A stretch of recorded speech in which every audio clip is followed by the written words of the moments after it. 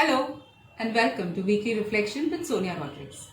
Today is Wednesday, the 25th of August, 2021. We are going to reflect on the Gospel according to Matthew chapter 23, verses 27 to 32.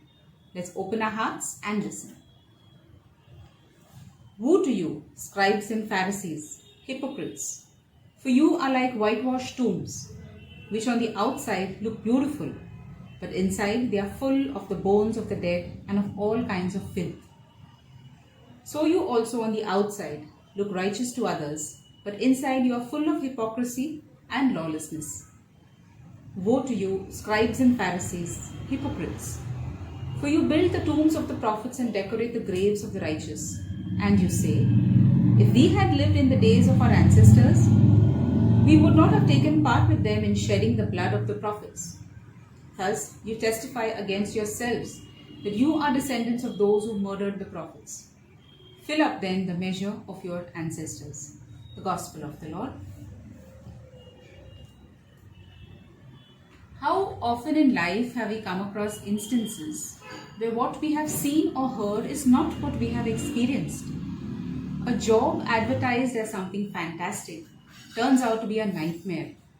A contract where all seem to be in place lands up having hidden clauses leading to legal hassles. Or maybe an item purchased promising to do wonders is actually a poor imitation of the original. All of this leaves us feeling cheated and taken advantage of. We might also have come across people who at face value have picture perfect lives and their words are as pure and sweet as honey. However, these are often only masks of pretense behind which exist ugly truths. I'm sure we all have plenty of examples to share where words and actions don't match and values are so easily compromised on the altar of worldly appearances.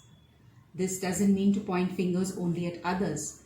I need to first question myself and how often I have been guilty of falling into this trap and perhaps not even realized it.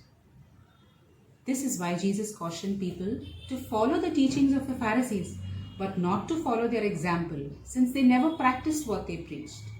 No wonder in today's gospel he called them whitewashed tombs, as their focus was always only on the outside. The Pharisees were very particular about their phylacteries being visible to everyone to show that they were holy and followed the scripture down to its minutest detail. What Jesus was referring to, however, is to have scripture written on your heart and to live it out through example.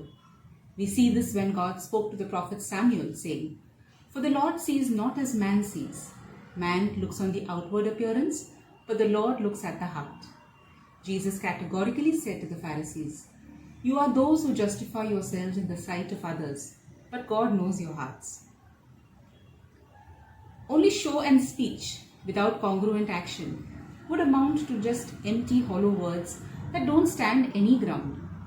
Yes, in today's world, it might be difficult to put all our words into action. However, the process is simplified when we start focusing first on the interior. The exterior will soon begin to reflect whatever is on the inside. Our good teacher always knew that actions speak louder than words. And as his followers who seek to walk with him, it is obvious that we also need to model him and walk the talk as he did. No matter how the world may perceive us externally, what truly matters is our heart. If that is not in the right place, everything else is just hogwash, or as Jesus puts it, whitewash. And the only way we can put that right is by putting Him first in everything. So let us go beyond appearances and focus on the heart of the matter. Let us pray. Dear Lord, we thank you for always leading by example and living out your words through your actions. You preached about love and also demonstrated that love on the cross. Help us not to fall into the trap of putting up false appearances. Let our hearts be set on you and our thoughts, words and actions be aligned to your word so that we will always walk the talk like you did. We ask this in your mighty, holy and precious name.